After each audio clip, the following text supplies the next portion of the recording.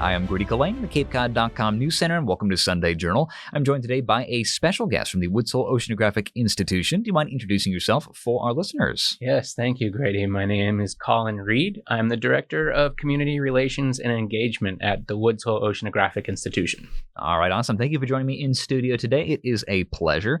And also thank you for wearing something right on your chest that is showing off the colors as well as the proper name. I get a lot of people asking me, is it Institute or Institution? It's definitely Institution. They've asked me so many times that even I myself have started to doubt my own knowledge. But at any rate, so we have a lot we wanted to talk about. We got some amazing outreach programs going on with the Cape Cod Children's Museum. It is now, this month is celebrating 60 years with the world famous sub Alvin. That's a manned submersible that we've already done a piece on as well. It's up on our YouTube channel as well for people who are interested. But there's all kinds of other outreach stuff with students and cool science things going on. So I just kind of want to ask you a little bit more in detail about what's been happening. But first things first, I guess, should we start with Alvin? I think that's probably the most apt thing so far. 60 years of research with this submarine, launched in 1964. Can you tell us a little bit about how you're celebrating this important milestone? Yeah, well, let's take a step back. 60 years, invented by one of WHOI's own engineers, Alvin, which many people don't know, and that's where the name came from. 60 years of deep water research, 60 years of discovering things like hydrothermal vents, in addition to discovering the deep sea. And that's really how, that is our expertise, is getting down to the deepest parts of the ocean to study it and to discover more. Mm-hmm. Yeah, it's awesome. I mean, as part of the prep for this interview, I was looking through some of the pictures and photos that you guys have, and it's just like, that's another world. That's an alien civilization that we're looking at down there. And I know that there's that relatively famous statistic of we know more about other planets than we do about the bottom of our own oceans. What's interesting is we often fought that down in Washington, D.C., we being the oceanographic community, wondering why the federal government spent so much money trying to get to outer space. Now, interestingly enough, we have a project called Ocean Worlds, which is actually partnering NASA and engineers and scientists from the Woods Hole Oceanographic Institution to create different types of robots, deep sea robots, that will someday be used to go up to the moons of Jupiter, called Europa. Oh. And in fact, a little plug, in August, NASA will be at Woods Hole as part of our science stroll, featuring their Europa Clipper. It's the only East Coast stop that they have. Wow, that's really interesting. I mean, I was very much so a science individual, obsessed child when I was younger. I loved space and everything else. So talking about the submerged oceans of Europa sounds very interesting. And it's interesting to know that we're going to have NASA here on Cape Cod as well. We will stay tuned. Yeah. What's interesting is you brought it up, Alvin. It brings us to the deep, dark depths of the ocean. You talked about alien life form, or something that is not normal to us, not a photosynthetic element. What the Alvin did find was a chemosynthetic environment in the fact of what we call smokers, but they're hydrothermal vents. And that is supporting an entire life form down there, microbiological life form and macro, that does not require sunshine. Mm-hmm. And so it uses that chemosynthetic environment for its energy source and its nutrient source. So we're learning more and more as we go. Again, this was found in the late 70s, and we're still continuing to this day to study that. And we're studying all the way into the geological aspects of it as well. Mm-hmm. Yeah, I really wanted to emphasize just like how long you guys have been doing science here on Cape Cod, because one of the things that we talked a little bit about off mic before we started was that some people are kind of like, oh, a science institution like Woods Hole here on like small sunshine Cape Cod, famous for its beaches and tourist destinations. That's a bit strange, but it's like, well, no, WHOI was here first, actually. It was. So can you tell us a little bit more about like what this location provides in terms of usefulness to WHOI, and really how long you guys have been at this science work here in this region? Absolutely. Cape Cod is extremely important for oceanographic research. It started in the, I want to say the early 1800s with the National Oceanographic and Atmospheric Administration doing studies on cod, hence Cape Cod. We wanted to understand the stock assessments, out of which a secondary institution called the Marine Biological Laboratory was formed with scientists coming down from the University of Chicago. In the late 1920s, Henry Bigelow, along with the Rockefeller Foundation at the time, determined that we needed to create an oceanographic research enterprise in the United States. And the National Academies of Sciences did a study, and they determined, at the conclusion of the study, is determined that we needed an East Coast and a West Coast branch. The West Coast is the Scripps Institution of Oceanography, which has since been assumed by the University of California system. And on the East Coast, we have us, the Woods Hole Oceanographic Institution, which remains the largest private and independent oceanographic research entity in the United States, if not the world, that is strictly studying independent sciences, representing all of sciences, ranging from biology to chemistry to geology and physics to engineering and robots. Yeah, it's really interesting. In fact, so as well, I wanted to talk about the, obviously with Alvin, it's like, well, we have the submersible as part of the fleet, but WHOI is much more than just that one building in Woods Hole. You also have like vessels and support groups, and I'm sure you have technicians across the Eastern Seaboard. Do you want to talk about how far this kind of stretches in terms of how far you're touching? WHOI's work covers the globe. It starts in Woods Hole here on Cape Cod. We are your partner for research here for the Northeast. We have about 1,000 regular employees, of which many are the PIs, that are the principal investigators of research, who on their own accord do the fundraising. They do the grant writing to various entities, including the federal government and private philanthropic support, to do this type of research. It covers the globe, and it's not just on saltwater. We have rivers and estuaries. We have other places that we are doing our work. And it's to get us a better understanding of what, Mother Nature and Earth are doing, past, present, and hopefully, predicting for the future. Mm-hmm. Yeah, some of the critical exports of Cape Cod, cod, shellfish, and critical marine science research is what the third unknown export for Cape Cod is. So it's really interesting. Lots of cool stuff going on as well. Once again, I said that there's a few things online for Alvin. We got historic footage of like initial launches and stuff like that. It's been very interesting to see. Of course, Alvin has changed over the decades as science has marched on. So it's hard to see maybe where the original Alvin maybe is even still in there somewhere with all kinds of new polymers and plastics and stuff like that. But it just goes to show how much changes over time. But you guys have a lot of outreach as well in terms of this has been some exciting exhibits going on. So you have a lot of public facing stuff. Is it a new initiative for you of wanting to connect more with the local community and show them what you're doing on a regular basis? Or has this just been a regular principal target for the past few decades now? Public outreach has always been something that we've done, and we've done it almost voluntarily. It's not required by our science, but it is extremely important to teach the public about the science that we're doing and the implications. I think now more than ever before, public awareness and public support is needed to support our sciences, especially since the money comes from the federal government. It's become a political fight, and it needs not be. That's why our integrity is based on our independent research of the basic sciences and the applied science. It's extremely important that the public be aware of what's happening in the ocean, the importance of the ocean, and the importance of the science that we are doing in the ocean. Mm-hmm. Now, as part of that, you guys have invited, there's been students from far fields educational institutions that will guest appear on campuses to kind of look around and see what you guys are doing, which is very interesting. As well, we had a World Ocean Day that was on June 8th, and part of that was the launch of the new Cape Cod Children's Museum exhibit, Exploring Cape Cod Waters, which is a partnership with you guys. So you're trying to incorporate basically every age group. Do you want to talk a little bit more about the Cape Cod Children's Museum, partnership that's going on there? Yeah. Yes, absolutely.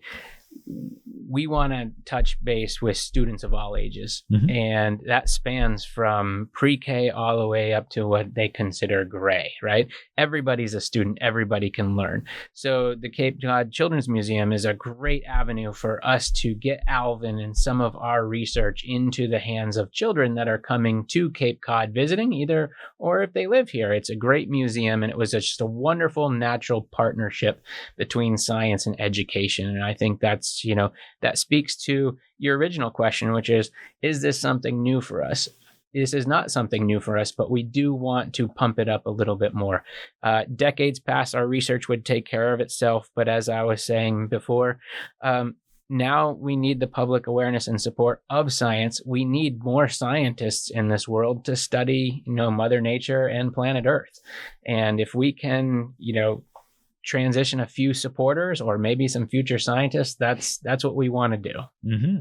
Yeah, it is kind of, we are now on the front lines of climate change, and on Cape Cod, we're a coastal community. We feel it front from most when it comes to stronger storms, rising sea level, erosion.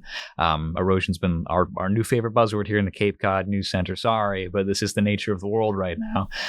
So it is unfortunate that there definitely has been that span of politicalization for a lot of these topics. So it's kind of weird. Do you have to have like a political major essentially, or rather a political minor, when you're going into the field of science these days? Like how have things changed for you as over the course of your career?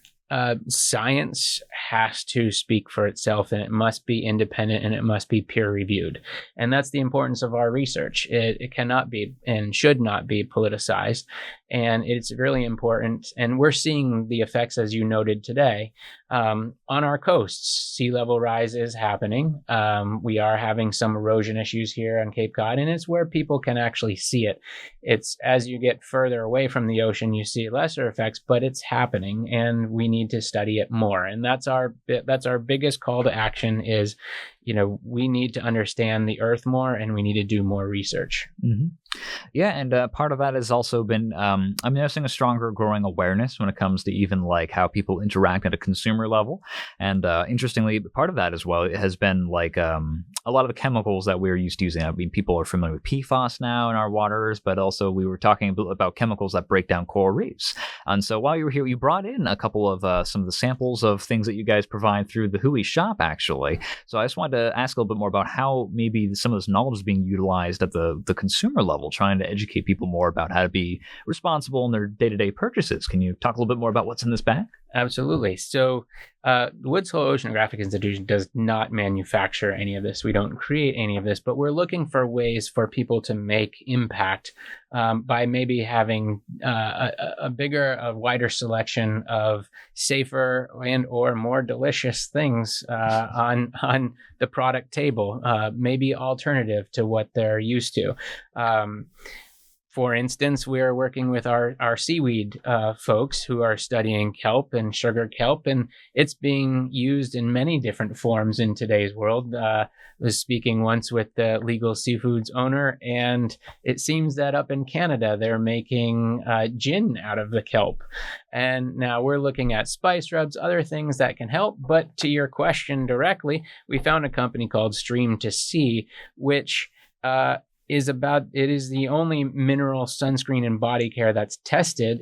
It was produced by a scientist and PhD who was concerned about the effects of all of the sunscreen and body care we have on our bodies as we go into the ocean.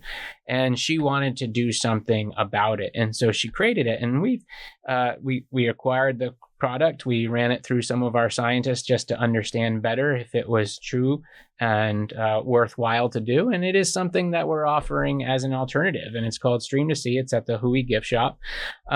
As are some of as I was talking about with the kelp and the sugar kelp, some of the products there that, you may not necessarily think that it would be beneficial or different, but I can attest they are tasty. There's some hot sauces there. There's some spice rubs. There's even some popcorn salt to put on there. Yeah, it's interesting. I swear I'm not trying to make this a commercial or anything. It's just a matter of like, it goes to show that idea of like the outreach of wanting to maybe, it seems like there's a lot of push to try and make it seem like, or rather make a realization that the ocean is a natural resource. And there's a lot that can be gleaned from it, a lot more than just the fish even. So I mean, part of that is this outreach with the kelp. I know it's funny to talk about, but it is also like, well, yeah, I mean, it's the majority of our planet is water, salt water. Unfortunately, we can't live in that, but it's still part of the ecosystem in an integral way. So if we can learn to live alongside it, it's very interesting to see. Have there been any kind of like other surprises or whatever as part of your experiences with WHOI? Are there programs that you weren't aware of, or some fun, interesting stuff that you picked up over the years you've been with the institution that you wanted to highlight for our listeners who might not be aware? Our scientists just have so many different things going on, and it ranges, as I said, from biology to chemistry and physics and geology. And every day I turn around, there's a new project that's happening that you just couldn't imagine. But at the same time, it's happening at WHOI. So when you ask for a specific idea, all of the fundamental sciences are going after the really, really hard questions. And that's kind of part of our DNA, which is, find the hardest question and go after it and attack it. And then the really interesting thing is there's a magic at WHOI that happens between the fundamental sciences and our sensor development and applied engineers. They come together, and the mediator between the two is our machine shop. So someone could literally take a paper napkin, back of an envelope type of design, say, I'm going to go study jellyfish. And this actually did happen. An engineer partnered up with a scientist who was studying jellyfish. They asked the question about what they were doing when they were below the sea, but then what happens when you're not down there studying the jellyfish. And out of that came this craft sensor and robot. And that's just the magic of WHOI, is we can take these fundamental hard questions and go after it and kind of invent things on the back of a envelope and then go and make it. And so we can mill anything from soft metals to the hardest of metals as titanium. It's what the Alvin uses, to 3D printing and testing objects before we have to mill them. And it takes an entire village to make WHOI run. But that's the magic of it, is we have carpenters, we have electricians, we have educators, we have our scientists, we have communicators like myself. It's not just a single entity that's making it happen here. It's an entire village, and that's the magic. So every day, in my experience in the 9 or 10 years I've been here, there's something new every day being invented or thought about. And if people come and visit us, stop by the local coffee shop, and you're going to hear some extraordinary conversation between scientists, not only within WHOI, but Woods Hole in general has 3 or 4, maybe even more, fundamental major research engines there, institutions, and everybody's is collaborating, and it's a wonderful environment. Mm-hmm. Yeah, it takes a village to raise a multi-ton vehicle named Alvin. That's the name of the child down there. It certainly does. And as well, I can only imagine the pure economic output required for the amount of coffee in the local town of Woods Hole for all these scientists and other experts of their field, all those late nights. But it is interesting. You have like a little science town essentially here on Cape Cod. So it's not just about the tourists and the wonderful beaches and stuff, but also studying those things. So as well, I wanted to ask a little bit about there's some ongoing projects, as I wanted to touch on the climate change portion as well. We've had some weather forecasters who've been talking a little bit more about a very busy expected hurricane season upcoming. Obviously, we'll have to wait and see what the weather actually has in store for us. But part of that has been even Woods Hole's involved in stuff like that, which is like actually straight up public safety. We have a fleet of robots that are testing temperature and salinity out there as well. So do you think that you guys also play a role when it comes to public safety and understanding, especially with these stronger storms expected as oceans warm? Absolutely. We need all the data that we can get, and we need past data, we need current data, and we need to start forecasting and modeling future data. So as you pointed out, we do have sensors out there that we've helped develop, and some have come from other oceanographic institutions that we work and use. And it is a national safety concern, but it's also a data discovery concern. The more we can get out there, the better. we have, a warming ocean, and during these major events, we need to understand, again, using those 3 data point references, we need to know what happened before this event, what's happening during, and then what's happened afterwards to get a better understanding. And you talk about hurricanes. We have scientists that the minute a hurricane's ready to go, if they're ready to go, they're in the middle of it. Whether they're with an airplane with NOAA going into the eye and sending out sensors, or whether we're down below on the water or on land, our researchers are there. Mm-hmm. Definitely not for the faint of heart when it comes to working with WHOI, and especially this aeronautics division, it sounds. So we're about coming up on time, but I was wondering if there's anything else you wanted to highlight for our listeners about either upcoming events, cool kind of cooperative experiences that are ongoing. Obviously, this is much more, I really wanted to stress that this is a very public-facing institution that you guys have. It's not just a closed-off federal research facility that you'll be shot on site like it's Area 51 or something. It's a much more public-facing events. So yeah, are there other things that you wanted to highlight, some cool upcoming things going on for our listeners? Absolutely. Well, as I said before, public awareness and support is absolutely necessary, and our doors are open. So come down to Woods Hole, have a day trip, whether it be really hot like it is this week or rainy, or everything in between. Take a day trip and come down to Woods Hole. It's a fantastic experience. We have a discovery center that's open from 11 a.m. to 5 p.m. And you can go in there and see some of the research that we feature, an exhibit about the Titanic. We also have some of our robots and sensors that are used to study things like sharks. And then we also offer public tours and 2 big events. As we mentioned, it's Alvin's 60th birthday this month, so we have a series of events that are happening. And then in August, it's really, really important. We have what's called the Woods Hole Science Stroll, where WHOI, NOAA, and the Marine Biological Laboratory and Woodwell Climate Center all come together and offer our science as an open house to the folks visiting Woods Hole. And so that is on August the 10th. You can get more information at whoi.edu, and that's WHOI.edu, and we can link that perhaps on your page. But it's really important to come in, and we welcome you. The doors are open, and if for some reason they're closed, my contact information is there, and we'd offer you a tour anyways. That is you'll come down, unlock the doors for him, give him the full suite. Sure. That is happy birthday to Alvin. That is very impressive, being able to keep this going for so long, especially. And actually, I really want to make sure we got this into this episode before we forgot. You told me apparently Alvin's so widespread and world renowned that apparently it made a guest appearance on Pinky and the Brain, the cartoon about the 2 mice that want to control the world. Apparently, first episode is. Can you elaborate for me on that one? I was shocked when I found this out, but season 1, episode 1 of Pinky and the Brain, and this is a cultural reference for those of you in the know, is a cartoon. I don't even know who wrote it. I believe it was a Warner Bros. Warner Brothers. All right.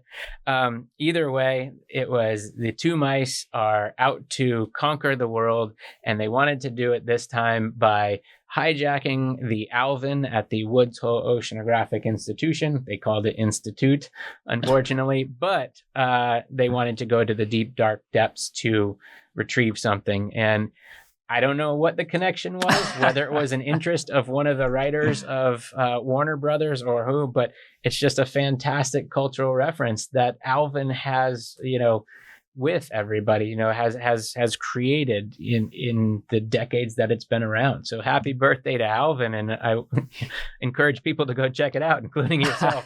It's an entertaining. Well, if whatever writer, whoever was out there who is part of that, if you can please contact me at capecod.com. I have to know what connection. But at any rate, thank you so much for joining me for this conversation. I appreciate it a lot. Great. Thank you very much. I'm Grady Colleen in the capecod.com News Center, and thank you for listening to Sunday Journal.